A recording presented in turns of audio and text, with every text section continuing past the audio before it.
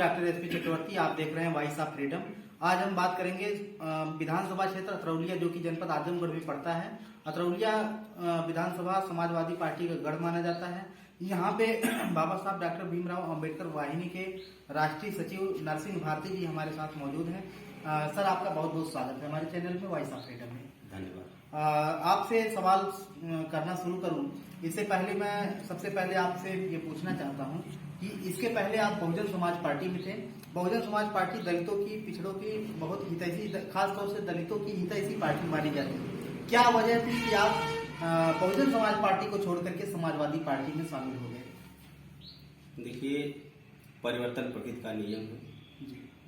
और सही बात आप कह रहे हैं कि मैं बहुजन समाज पार्टी में था और मुझे तुलना के तौर पर, तुलनात्मक जब मैंने अध्ययन किया और देखा व्यावहारिक जीवन में भी, तो मुझे समाजवादी पार्टी की विचारधारा इसमें अच्छी लगी। इसलिए मैंने स्वेच्छा से समाजवादी पार्टी को ज्वाइन कर लिया।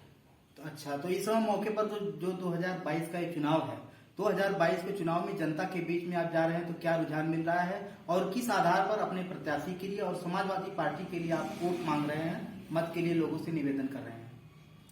देखिए, समाजवादी पार्टी के राष्ट्रीय अध्यक्ष पूर्व मुख्यमंत्री आदरणीय श्री अखिलेश यादव जी पूरे प्रदेश के पैमाने पर भारतीय जनता पार्टी को उखाड़ फेंकने के लिए कमर कस लिए हैं। सभी समाजवादियों ने कमर कस लिया है। महंगाई से जनता त्रस्त है, बेरोजगारी से नौजवान परेशान है, किसान परेशान है, जोगी बाबा की सांड से सारे लोग परेशान हैं।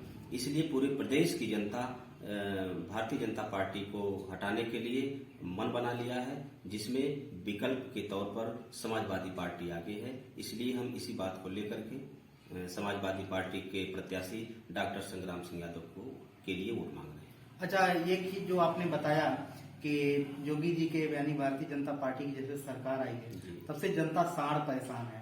तो इसके पहले जनता को साढ़ नहीं मिल रहे थे, क्या कारण था? और जब समाजवादी पार्टी की सरकार बनेगी तो आप बता रहे हैं कि साड़ों से निजात दिलाएंगे। कैसे निजात दिलाएंगे? क्योंकि ये आरोप है, ये लोग अनुमान भी लगाते हैं कि समाजवादी पार्टी की सरकार जब थी तो स्लाटर हाउस बड़े पैमाने पर चलते थे। इस समय सारे स्लाटर हाउस को बंद करवा दिए गए हैं। तो क्या स्लाटर हाउस यानी गोकसी का काम फिर से समाजवादी पार्टी में या कोई और जो है उपाय किया जाएगा? नहीं, ऐसी बात नहीं है।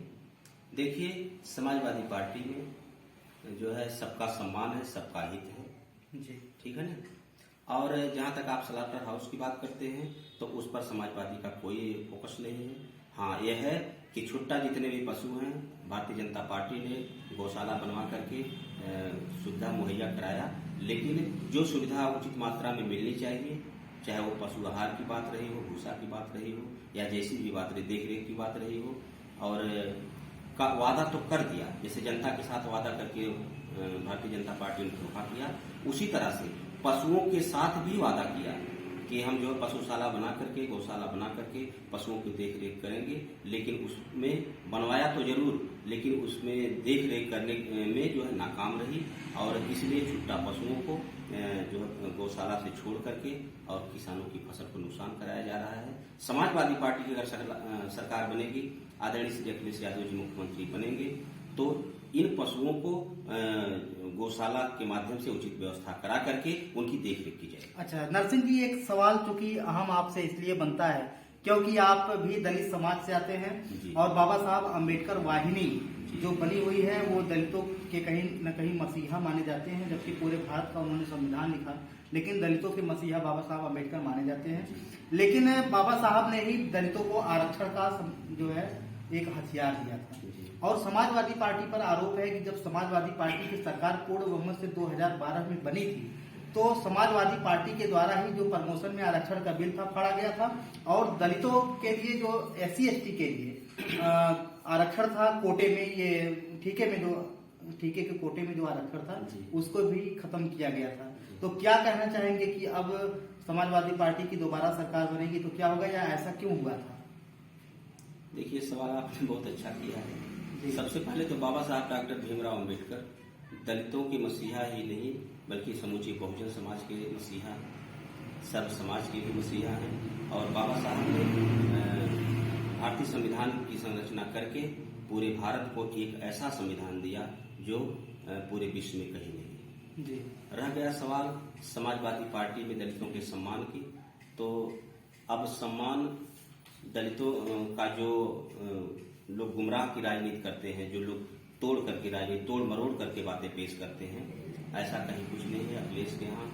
चाहे वो दलित समाज के साथी हों, चाहे सर्व समाज में ब्राह्मण समाज हो, क्षत्रिय समाज हो, या फिर यादव के साथ साथ अदर बैकवर्ड में कुंडी, कुहार, लोहार, पासी, बढ़ई और केवट भर, सबका सम्मान है और सबको साथ लेकर के चले। तो प्रमोशन में आरक्षण जो का बिल फाड़ा गया था, क्या वजह थी? देखिए, आरक्षण को जो समझ लेगा वो ऐसा घिनौना काम कर ही नहीं सकता है। तो इसका मतलब समाजवादी पार्टी ने आरक्षण को समझ नहीं पाया? ऐसी बात नहीं है। समाजवादी पार्टी ने जिसने आरक्षण को फाड़ा, पहली बात तो वह मनुवादी प्रवृत्ति का था और आज वर्तमान समय में वो समाजवादी पार्टी में है भी नहीं। और समाजवादी पार्टी खास तौर से जब से बाबा साहब डॉक्टर अम्बेडकर वाहिनी बनाई है, जिसका राष्ट्रीय अध्यक्ष आदरणीय श्री मिठाई लाल भारती साहब को बनाया है, तो संयुक्त रूप से एक तरफ अम्बेडकरवादी और एक तरफ समाजवादियों का जो समावेश है उसको साथ लेकर के चलेंगे। और आने वाले समय में जब सरकार बनेगी, राष्ट्रीय अध्यक्ष श्री अखिलेश यादव जी मुख्यमंत्री बनेंगे, तो अम्बेडकरवादी और समाजवादी साथ साथ रहेंगे, सरकार में भी रहेंगे। और जिससे जितना भी पूर्ववत में जो है खाइयां खोदी गई थी, या मतलब लोग कहते भी हैं, ऐसा कहीं कुछ नहीं। तो सीधे सीधे शब्दों में बताएं कि क्या प्रमोशन में जो आरक्षण था उसको, उसके लिए फिर से उसकी भरपाई कैसे होगी? राष्ट्रीय अध्यक्ष जी जब मुख्यमंत्री हो जाएंगे, समाजवादी पार्टी की सरकार बनेगी, तो जब से ऐसा 2012 से हुआ है जो भी फैसला, उसको पुनः जो है लागू किया जाएगा और सबका सम्मान।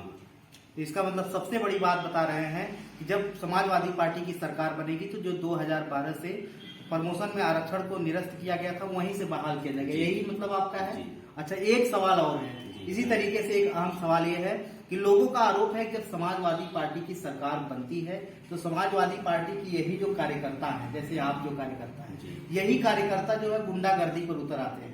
क्या सच्चाई है कि गुंडा आप भी बनेंगे या क्या करेंगे? अच्छा, बताइए, मैं कितना बड़ा गुंडा हूँ, आपके सामने बैठा हूँ, ऐसा कहीं कुछ लग रहा है आपको? नहीं, ऐसा तो नहीं है, लेकिन कहीं कहीं बीजेपी का नाम अगर लें तो बीजेपी के लोगों का आरोप लगता है और भी लोगों का आरोप लगता है, तो क्या सच्चाई है?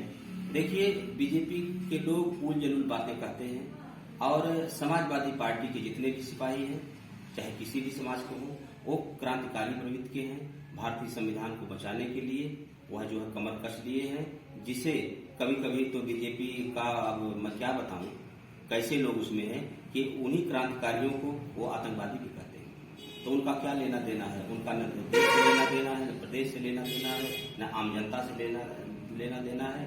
भारतीय जनता पार्टी के लोग जो है कुछ भी कह सकते हैं। जी, तो इसका मतलब गुंडा आप नहीं है, फिर कौन आपकी नजर में गुंडा? समाजवादी पार्टी में कोई गुंडा नहीं। तो फिर आपकी नजर में किस पार्टी के लोग गुंडा है? अब इसका सवाल जो आप किए हैं, या जो है भारतीय जनता पार्टी के लोगों से क्योंकि एक और सवाल इसी तरीके से है, जब बहुजन समाज पार्टी की सरकार थी, आप उस समय सत्ता में थे, 2007 से 2012 के बीच में बहुजन समाज पार्टी ने दलितों पिछड़ों के लिए बहुत बड़ा पार्क और स्मारक बनवाया। लेकिन वहीं पर समाजवादी पार्टी के जो संस्थापक माननीय मुलायम सिंह यादव जी, जो कि आज आप समाजवादी पार्टी में, इसलिए सवाल तो आपसे बनता है जी। तो उन्होंने कहा था जी। कि समाजवादी पार्टी, उन्होंने कहा था कि जो बहुजन समाज पार्टी ने पार्क और स्मारक बनाए हैं, ये पार्क नहीं है, अय्यासी का अड्डा। तो क्या आप भी सहमत हैं उनके विचारों से कि वो अय्यासी का अड्डा है? नहीं, फिर नेताजी ऐसा कह ही नहीं सकते। नहीं, उन्होंने कहा था। और दूसरी चीज मैं बता रहा हूँ आपको जी। देखिए, प्रवृत्ति किसकी कब क्या हो जाएगी यह कोई नहीं जानता जी। और जिस समय माननीय बहन जी ने वो पार्क बनवाया था, तो उत्तर प्रदेश क्या देश स्तर का वो नंबर 1 का पार्क रहा। कभी किसी ने देखा नहीं था ऐसा, ठीक है। इसके बाद जो है क्या नाम है, उसको देखने के लिए तमाम तरह के लोग, एक देखिए, ये भारत है, ये समाज है, कौन कैसा है सभी लोग जानते हैं। और जब जाने अनजाने कुछ ऐसे मतलब अनैतिक लोग, असामाजिक लोग, ठीक है, जो आते घर से निकलते हैं, चाहे वो महिला हो या पुरुष हो, युवा हो या जैसे भी वृद्ध हो, लेकिन सबका एक न कोई सोच जो है समाज के दृष्टिकोण से अच्छी नहीं होती है, उसको लेकर के जब वहां बैठते हैं तो माने घिनौनी हरकत भी करते थे।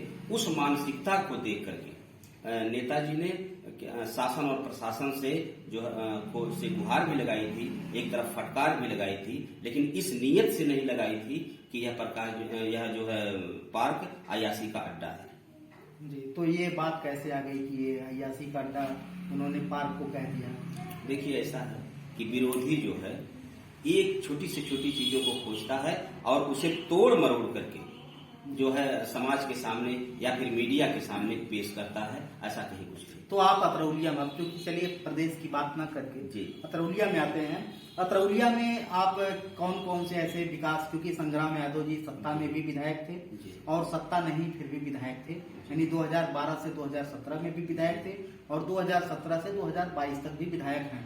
2022 से 2027 के लिए आप लोग प्रचार कर रहे हैं, तो ऐसे कौन कौन से मुद्दे हैं जिन मुद्दों को लेकर के आप अतरौलिया में संग्राम यादव जी के लिए वोट मांगने का काम कर रहे हैं? देखिए, अतरौलिया खासतौर से राजनीतिक पटल पर पूरे प्रदेश में समाजवादी पार्टी के नाम से जाना जाता है और आदरणीय संग्राम सिंह यादव 10 साल से विधायक हैं।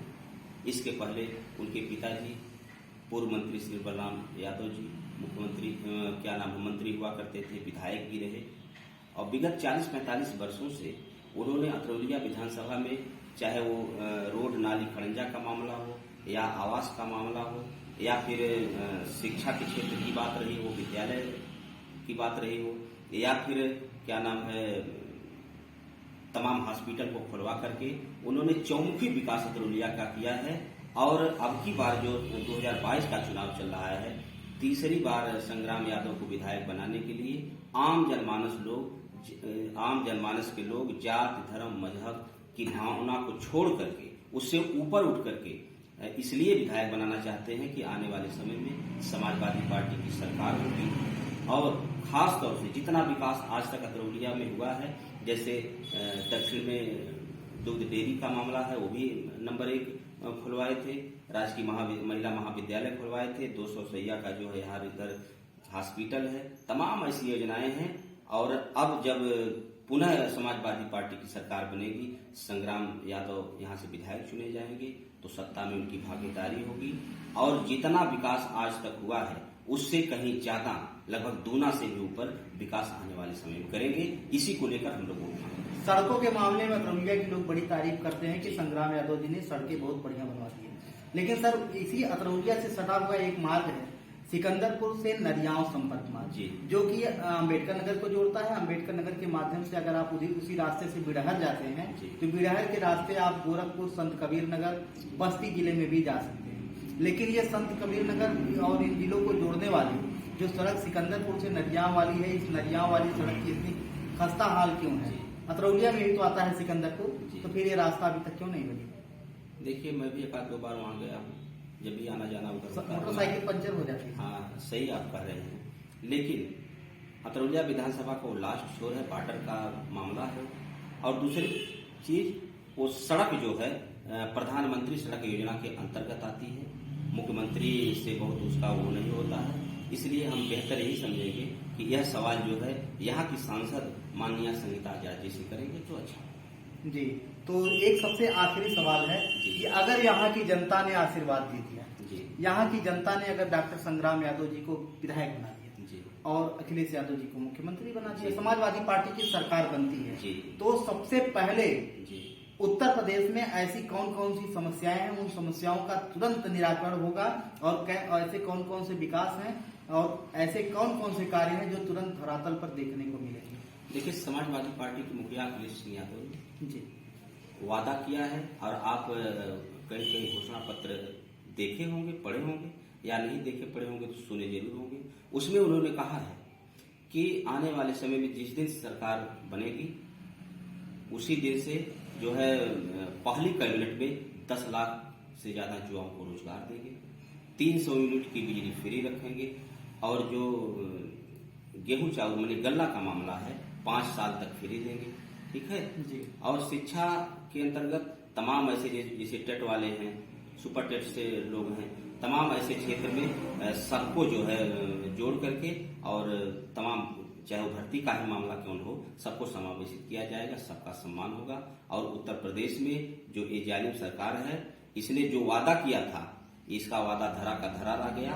लेकिन अखिलेश यादव जी ने जो वादा किया है, जो घोषणा पत्र में है, वो 100% सही है और सरकार बनने पर वो लागू होगा। ये हमको भी विश्वास है, पूरी जनता को विश्वास है। इसलिए जनता ने विकल्प के तौर पर समाजवादी पार्टी के साथ जो है पूरी मन बना करके मुस्तैदी से लग गई है और संग्राम सिंह यादव को यहाँ विधायक भी बनाएगी और उत्तर प्रदेश की जनता अखिलेश सिंह यादव को मुख्यमंत्री भी बनाने जा रही है। 7 तारीख को यहाँ मतदान है, मतदाता वर्गों से क्या निवेदन करेंगे, मतदान अधिक से अधिक हो, इसके लिए क्या एक आम नागरिक की हैसियत से आप क्या कहना चाहेंगे लोगों से?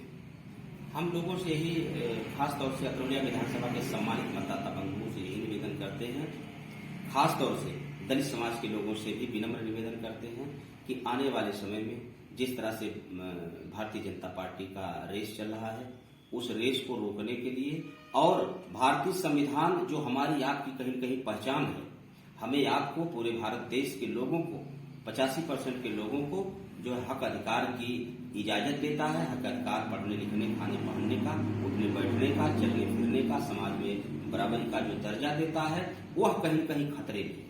इस खतरा को बचाने के लिए विकल्प दूसरा कोई नहीं है, समाजवादी पार्टी विकल्प के तौर पर है।